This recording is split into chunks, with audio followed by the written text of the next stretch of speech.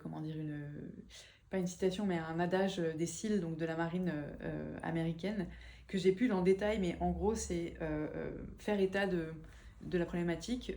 l'analyser, la comprendre, et ensuite masteriser cette problématique à travers l'apprentissage que tu en as eu. Et ben, je considère que c'est un peu ça l'existence, et c'est ça que je veux transmettre à mon enfant. C'est-à-dire regarder la complexité telle qu'elle est, et ensuite aller chercher les solutions, les personnes, le réseau, prendre la hauteur aussi nécessaire pour avoir une capacité d'analyse et de perception du chemin qui va nous permettre de bifurquer dans la solution qu'on considère être la meilleure à l'instant T. Donc ça veut dire être dans un état de veille, d'éveil et d'apprentissage permanent, prendre aussi le temps de faire décanter ces informations, de structurer, j'allais dire la donnée, mais oui, de structurer sa donnée. Probablement aussi de s'approprier le mieux possible les outils numériques. Il y a une phrase Damasio que j'aime énormément, Alain Damasio, donc cet auteur de SF, dans un petit bouquin,